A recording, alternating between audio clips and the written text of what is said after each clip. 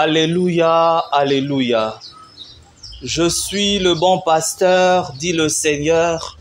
Je connais mes brebis et mes brebis me connaissent. Alléluia.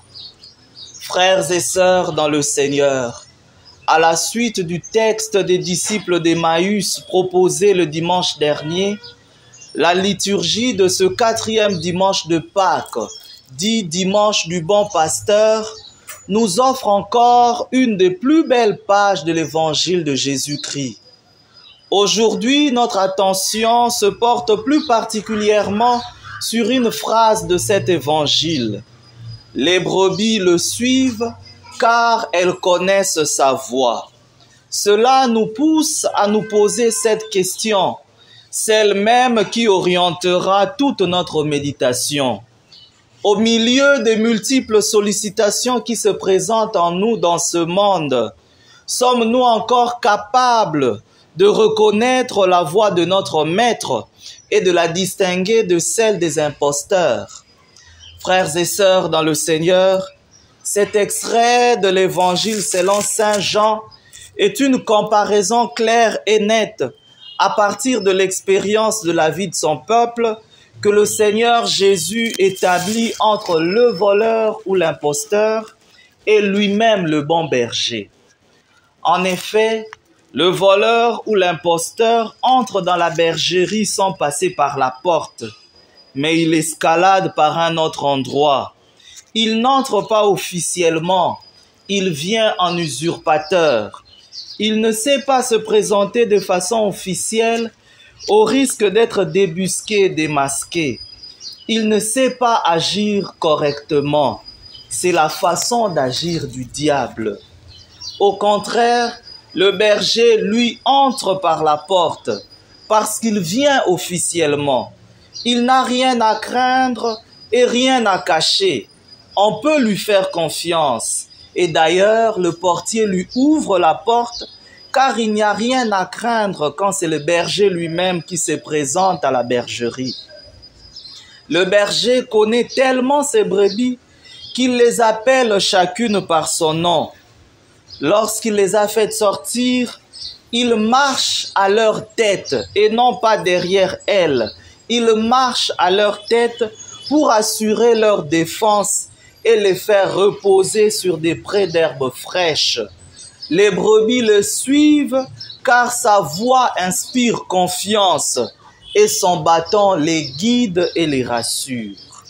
Par ailleurs, l'imposteur ne vient que pour voler, égorger et faire périr.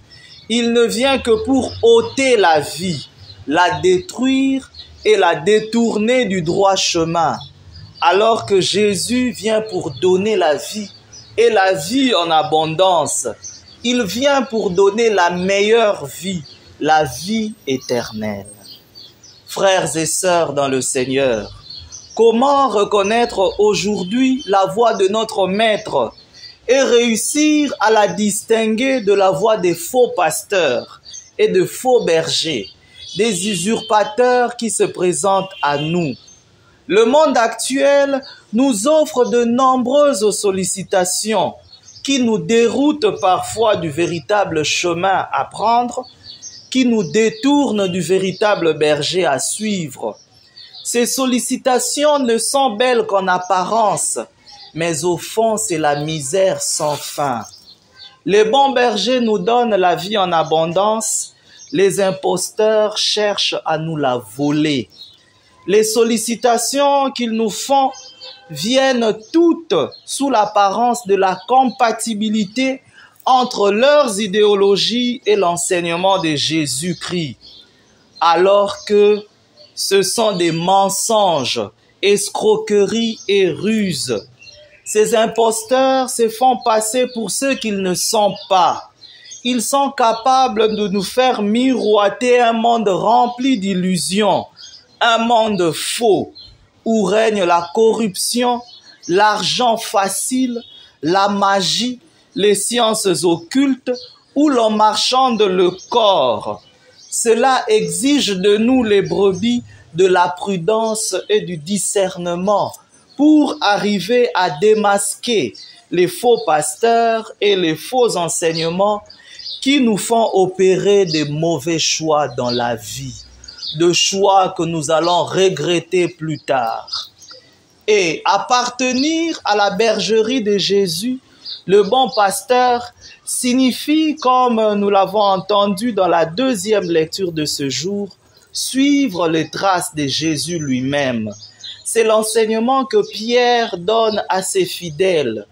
Au fait, comment se comporter avec ceux qui nous offensent, ceux qui nous maltraitent ou nous font du mal?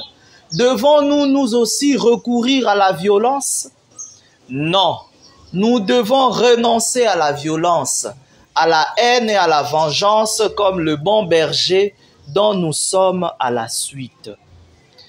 Aussi, comme il est difficile de suivre tout ce que nous demande la parole de Dieu, elle peut parfois nous pousser à aller à l'encontre de ceux qui imaginent le monde. Évidemment, la parole de Dieu ne vient pas nous caresser dans le sens de nos poils. La parole de Dieu est une dénonciation du mal et elle est une invitation au changement, à la conversion, tel qu'on le constate dans le discours de Pierre dans la première lecture. Devant la parole de Dieu, la seule attitude qui convienne, c'est la disponibilité à se laisser changer et à commencer une nouvelle vie.